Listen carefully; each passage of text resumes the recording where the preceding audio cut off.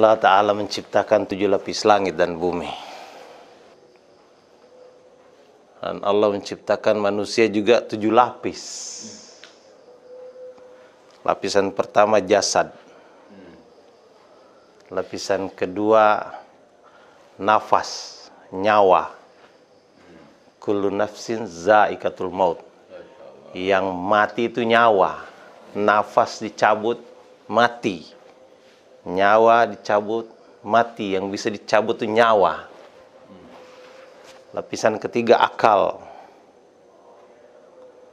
Lapisan keempat ruh. Nah, kalau ruh ini nggak bisa mati. Inna lillahi wa inna ilaihi raji'un. Itu yang kembali ke tanah, ya jasad ini. Tapi ruh ini kembali kepada pemiliknya, kepada Allah Subhanahu wa Ta'ala. Jasad, nyawa, akal, ruh. Ruh ini bertingkat-tingkat lagi. Tingkat kelimanya ada namanya fuad. Lebih dalam lagi. Dalamnya lagi, lingkaran dalamnya lagi ada namanya lutf. Fuad, lutf. Kemudian yang paling akhir itu namanya sir. Orang kalau jatuh cinta itu ser. Itu dari kata sir. Serg. Serg dengan dia. Gue nggak serg dengan dia. Itu nggak sir dengan dia. Jadi itu satu gelombang yang frekuensinya itu iya sangat halus. Jadi kalau komputer besar itu Intel, inside, apa namanya itu? Inti penyimpan data, penyimpan semua memori itu di SIR itu. Orang-orang dulu tidak pakai handphone karena mereka SIR-nya itu suci, bersih, sudah saling mengetahui. Itu para manusia itu nggak banyak bicara antar mereka, tapi sudah pada tahu dia yang bayan subuh. Kita nih bertengkar ini mau siapa yang bayan subuh, taklim apa bayan, karena sirnya itu nggak nyambung. Kotor.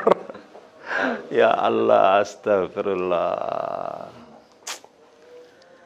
Jasad kita ini saja kata alim ulama itu dibentuk dari 4 bahan.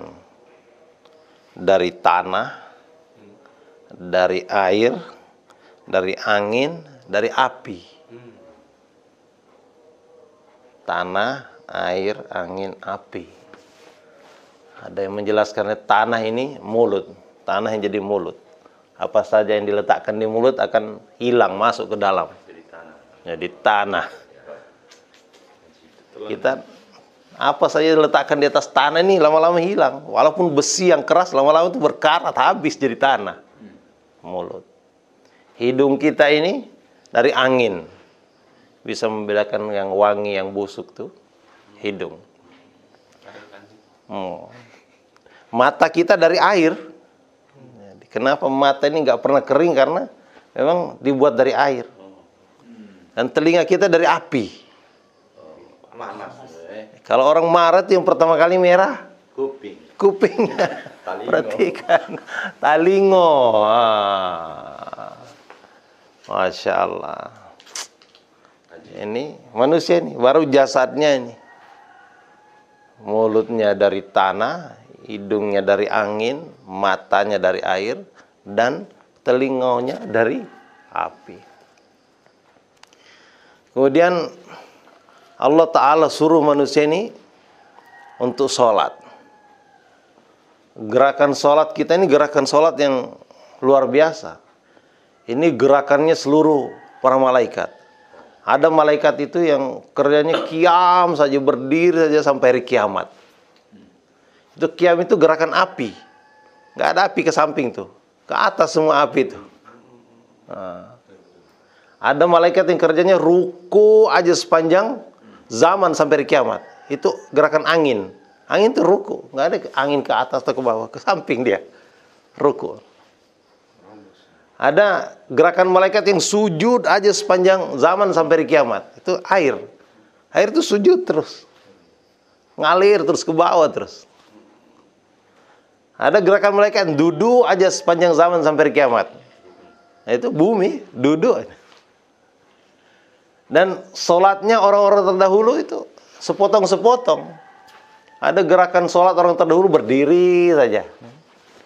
Oh, gini-gini aja. Berdiri. Nah, kasih apa namanya? Dupa, kasih lidi-lidi ini berdiri aja sudah. Itu gerakan sholat orang terdahulu. Jahiliyah. Apa namanya? Zaman jahiliyah. Sampai sekarang masih ada gerakan sholatnya. Mereka berdiri saja. Ada yang ruku saja. Orang Jepang itu ruku. Dikit-dikit, hai, watashi wa genki desu. Arigatou gozaimasu. Takasih murah, he. Ini gerakan ruku. Ini kalau kita dakwah ke Jepang sebenarnya satu kali gerakan saja lagi sudah sujud dia. Coba tinggal satu gerakan dikasih dia udah sujud dia. Kayaknya orang Jepang itu marah sama orang Indonesia, marah sama orang Malaysia, marah sama orang Arab. Orang-orang tua kami sudah mati dahulu, kamu tidak datang ke sini. Sekarang kamu baru datang. Sekarang mereka berkalang tanah masuk neraka. Karena kamu nggak gerakkan kami untuk sujud. Kami padahal udah gerakkan Toyota kami ke negara kamu, Suzuki ke negara kamu, Honda ke negara kamu. Tapi kamu punya kalimah nggak bawa ke negara kami. Akhirnya nenek moyang kami mati tanpa kalimah. Nah, orang Jepang marah. Siap ke Jepang insya Allah. Ini ada gerakan sholat orang dahulu itu rukun. Gerakan sholat orang dahulu ada yang sujud saja. Ada yang sujud seperti gerakan sholat umat Nabi Musa itu. Sujud dia sampai batu itu cekung. Coba dengar kisahnya itu luar biasa. Batu sampai cekung nih. Hebatnya sholatnya orang-orang dahulu. Ada yang duduk saja. Sampai sekarang ada orang-orang Buddha itu. Apa? Hindu ya. Duduk aja. Duduk. Tapi kita ini diberikan gerakan sholat yang sempurna. Ada qiyamnya, ada rukunya, ada sujudnya, ada duduknya. Masya Allah.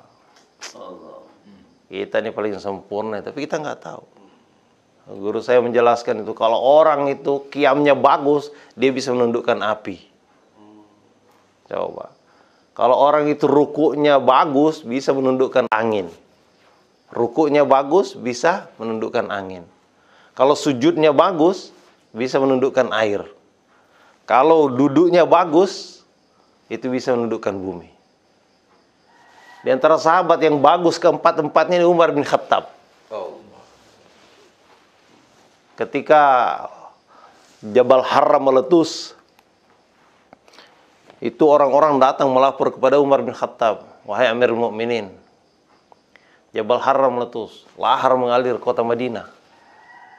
Woi, itu Umar tidak turun sendiri. Dia panggil Tamim Ad-Dari. Panggil Tamim ke sini. Tamim Ad-Dari dipanggil. Labbaik, Amirul Mukminin, ada apa? Itu orang melapor Jabal Haram meletus. Katanya lahar mengalir kota Madinah. Api datang menuju membakar kota kita. Kamu pergi ke sana, usir api itu pulang. Coba. Ini Tamim Ad-Dari tidak punya bulldozer, tidak punya sekop pun. Tapi dia taat sama Amir. Apa kata Amir? Dia ikut. Jadi dia pergi menghadapi lahar yang mengalir kota Madinah. Dia putar-putar sorbannya. Ya nar, udkhulul gar, kata dia. Wahai nar, masuk kamu ke dalam rumah kamu. Api itu balik. Mundur dia, berjalan mundur seperti menggiring kambing dia. Coba. Sampai masuk ke dalam lubangnya. Terus dia ambil batu, dia tutup. Sampai hari ini nggak pernah lagi terjadi gempa di kota Madinah. Coba tuh. Ini Umar bin Khattab nggak turun sendiri. Dia perintah anak buah saja. Karena qiyamnya Umar bin Khattab itu luar biasa. Masya Allah. Rukunya Umar bin Khattab luar biasa. Sehingga dia bisa perintahkan angin. satu pasukan di Mesir atau di mana, pasukan namanya Syariah, pasukan perang itu. Jadi Umar lagi khutbah Jumat, itu tiba-tiba di atas mimbar dia berteriak, "Ya Syari al-Jibal, ya Syari al-Jibal." Itu pasukan yang berada di Mesir mendengar perintah Umar itu untuk naik ke atas gunung. Ini tidak ada handphone, tidak ada satelit, tidak ada.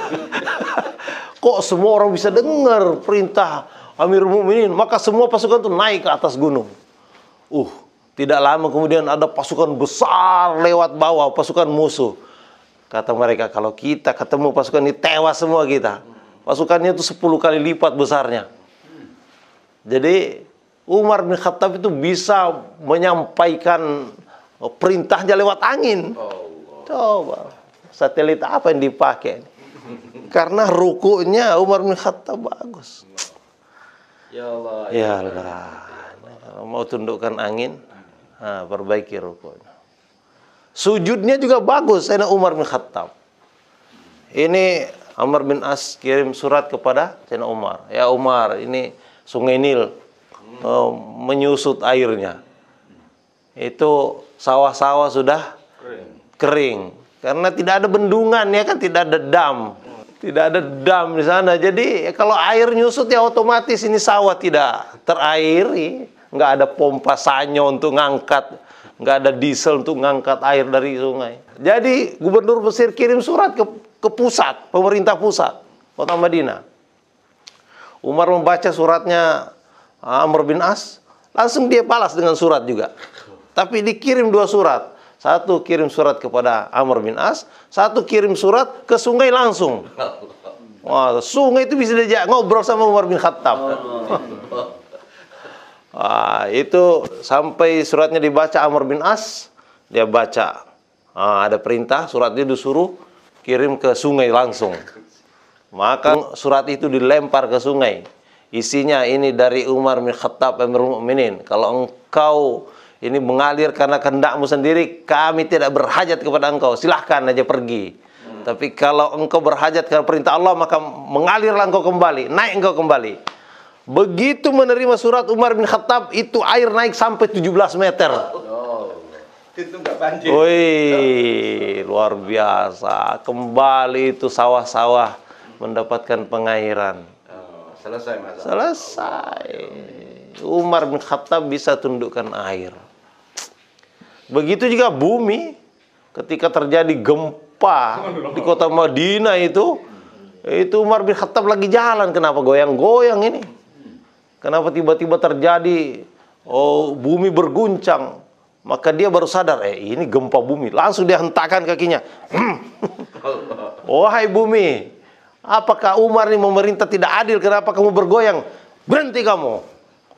Berhenti langsung. Sampai hari ini tidak pernah terjadi gempa di kota Madinah. Masya Allah. Kita tidak sadar di sholat ini ternyata perkara yang sangat dahsyat. Kita tidak tahu kehebatan sholat. Sholat yang mana yang bisa mendatangkan khazanah Allah, yang bisa menyelesaikan masalah. Sholat yang dilakukan dengan khusyuk dan khudu'. Dengan khusyuk.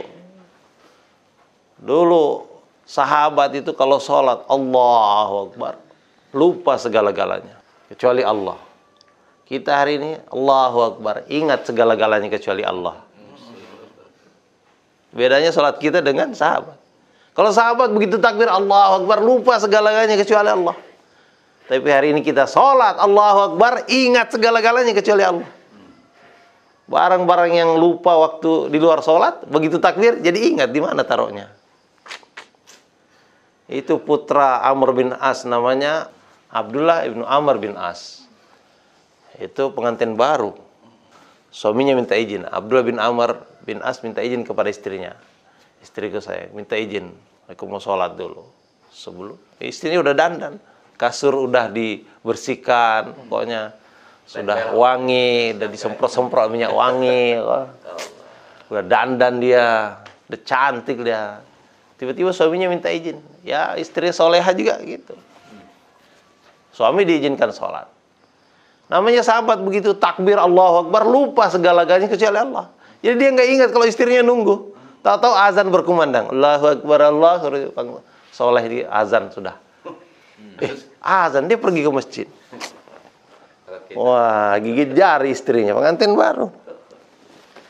Besok malam begitu lagi, besok malam begitu lagi. Hari ketiga, ini namanya mertua datang cek, periksa keadaan pengantin baru. Gimana, Ananda, suamimu? Wahai ayah anda, kelihatannya suamiku tidak memerlukan aku. Loh, kenapa? Ini 3 hari dia minta izin sholat. Aku izinkan. Ternyata dia sampai subuh sholatnya. Aku nggak dicolek-colek. Allah. Kalau di sini, Wah. Ya Allah. Itu Amr bin As langsung dia pegang tangan anaknya. Dia bawa menghadap ke Rasulullah. Ya Rasulullah, ini pengantin baru gimana ini? Masa istrinya nggak dicolek selama 3 hari ini? Apa yang dia lakukan ini? Apa yang kamu lakukan? Aku sholat ya Rasulullah. Aku kalau udah takbir lupa. Kata Rasulullah, hei, segala sesuatu punya hak. Badan kamu punya hak. Istri kamu juga punya hak. Kamu harus menunaikan haknya semuanya. Ayo Rasulullah. Barulah itu. Tunaikan haknya. Masya Allah. Ini 10 hari. Jangan dulu ditunaikan haknya. Sabar dulu ya. Tambah masa. Ya Allah. Ilmunya sahabat luar biasa. Hari ini orang merasa yang disebut ilmu itu apa yang dipelajari. Enggak semua yang dipelajari itu ilmu. Yang disebut ilmu itu mengenal Allah dan perintahnya, itulah ilmu. Perintah Allah itu ada 2 macam. Perintah mengerjakan dan perintah meninggalkan. Nah, dan disebut mengenal Allah itu minimal dalam 4 perkara. 1, mengenal namanya.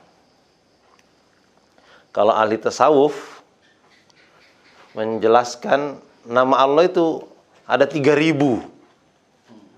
1.000 nama hanya dikenal para malaikat. 1.000 nama hanya dikenal para nabi. 300 nama ada di dalam Taurat. 300 nama ada dalam Zabur. 300 nama ada dalam Injil. 99 nama ada dalam Al-Quran. 1 nama rahasia Allah. 3.000 nama. Tapi kita ini mengenal Allah itu minimal yang 99 itu. Ar-Rahman, Ar-Rahim, Al-Malik, Al-Quddus, As-Salam, dan 99 nama. Minimal itu. Kalau kita ditanya, kamu kenal nggak si Fulan? Oh, ya kenal. Namanya siapa? Namanya si Anu, si Anu. Ada orang tuh namanya Abu Umar, Abu Jandal. Nama orang itu bisa banyak. Ada Ahmad Firmansyah.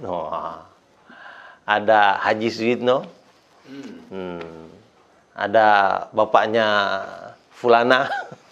Pokoknya banyak nama. Nama Allah itu 99. Itu mengenal namanya yang pertama. Yang kedua mengenal sifatnya. Kita kenal itu sifat 20. Allah wujud, qidam, baqa, mukhalafatahu lil hawadis, qiyamu binafsi, dan seterusnya. 20. Yang ketiga mengenal af'alnya. Matahari yang terbit, af'al Allah. Kalau matahari ingin ditahan sama Amerika, wahai matahari jangan terbit dulu, kami ini masih capek mau tidur habis kejar lembur, jangan terbit dulu. Nggak bisa, Amerika nggak bisa menahan matahari. Begitu juga kalau mau terbenam nggak bisa. Sahabat bisa. Nabi bisa membelah bulan. Bilal itu bisa menahan matahari jangan terbit. Tapi Amerika, Eropa, Cina nggak bisa menahan matahari. Matahari jangan terbenam dulu, kami lagi ngecor jalanan nih, mesti memerlukan cahaya, nggak bisa dia terbenam. Afal Allah. Angin berhembus, ini afal Allah. Air mengalir, afal. Sampai jantung kita berdegup, afal Allah. Darah mengalir di pori-pori, di urat nadi kita semua, afal Allah. La ilaha illallah. Afal Allah. Mengenal af'al Allah. Ini yang ketiga. Kemudian yang keempat ini yang paling penting. Ini mengenal zat Allah. Mengenal zat Allah. Ini sangat penting, tapi kita tidak sanggup mengenal zat Allah. Karena akal kita terbatas. Huwal awwalu bila bidayah, wal akhiru bila nihayah. Dia yang awal tanpa permulaan, dan dia yang akhir tanpa kesudahan. Yang awal tanpa permulaan, akal kita nggak nyampe itu. Gimana caranya ada awal tanpa permulaan? Wal akhiru bila nihayah. Dia yang akhir tapi tidak ada kesudahannya. Akal kita tidak sampai. Tapi kita harus yakin bahwa zat Allah itu adalah hak. Nah, 4 perkara ini yang disebut ilmu. Maulana Sa'ad menjelaskan, Hadraji menjelaskan bahwa ilmu itu berhubungan dengan pertanyaan kubur. Walaupun gelarnya S1, S2, S3, profesor, doktor, kontraktor. Astagfirullah. Tapi dia ditanya marrabbuka nggak bisa menjawab. Itu tidak, bukan ilmu. Tidak ada ilmu. Tidak ada ilmu. Jadi yang disebut ilmu itu bisa menjawab pertanyaan kubur. Ilmu ini hubungannya dengan pertanyaan kubur. Dan ilmu ini harus disertai dengan zikir. Kalau ilmu tidak disertai zikir, itu bisa menipu. Atau zikir tidak disertai ilmu, bisa tertipu. Hasan al-Basri atau Syekh Abdul Qadir al-Jilani jalan di padang pasir. Tiba-tiba terdengar suara dari awan. Wahai hambaku, saya melihat ke atas. Aku telah menerima sholatmu. Maka mulai hari ini kamu tidak perlu sholat lagi. Wah, kalau kita ada suara dari awan membebaskan kita dari sholat, langsung merdeka. Tapi ini Syekh Abdul Qadir Jilani, dia orang berilmu. Dia berpikir, kenapa kok saya dibebaskan dari sholat? Sedangkan Rasulullah yang terima wahyu, yang hari-hari ditemani Jibril, itu sholat sampai betisnya bengkak. Tidak dibebaskan dari perintah sholat. Lagi sakit pun diperintah sholat. Aku kok dibebaskan dari sholat? Pasti ini setan nih dia. Ambil batu dilempar. Setan, na'udzubillah. Udah kabur. Itu tidak akan bisa tertipu kalau orang berilmu. Ilmunya disertai zikir. Dan amal-amal kita harus dilakukan semata-mata untuk mencari ridho Allah. Kita ikram, kita muliakan sesama, hormati yang tua, sayangi yang muda. Ini semuanya untuk mencari ridho Allah. Manusia ini terbuat dari 4 unsur.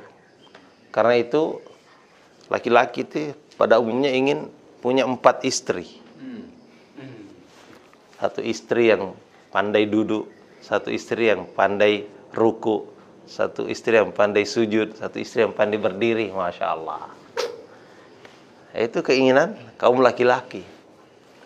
1 istri yang pandai dakwah, 1 istri yang pandai ta'lim wa ta'allum, 1 istri yang pandai zikir ibadah, 1 istri yang pandai khidmat. Itu kaum laki-laki ingin. Tapi jangan lupa, itu harus ada pengorbanan keluarga Allah 4 bulan. Nah, udah 4 bulan belum dapat 4 istri, tambah 4 bulan lagi. Belum juga dapat 4 bulan lagi. Belum dapat juga 4 bulan lagi. Kalau sudah 4 bulan tiap tahun gak dapat-dapat juga, sabar. Di akhirat bukan dikasih 4, dikasih 72 paling sedikitnya.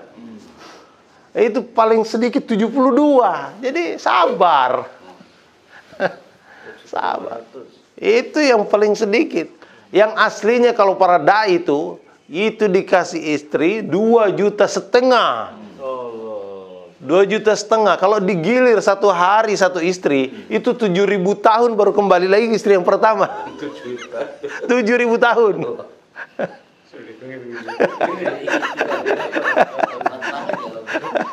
7.000 tahun baru kembali ke istri yang pertama.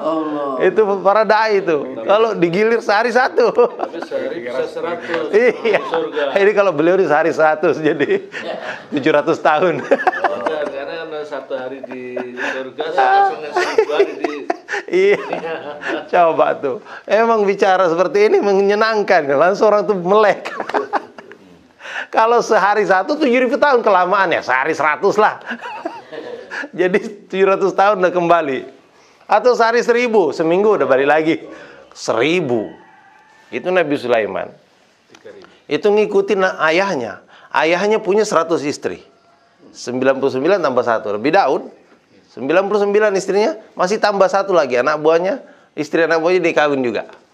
Jadi 100 istrinya. Nabi Sulaiman tidak mau kalah. Dia kawin 1000 orang. 300 dari kalangan merdeka, 700 dari kalangan hamba saya. Istri Nabi Sulaiman 1000 orang. Satu hari dia bilang sama istrinya, nanti malam saya akan cetak 1000 anak. Semuanya penunggang kuda yang hebat. Kalian antri, gilir. Setiap satu istri itu waktunya kira-kira 1 menit 30 detik. 1,5 menit. Peserta nomor 735 dipersilakan masuk. Jadi panitia itu berdiri depan. Masuk. Kasih 1 menit 39 detik.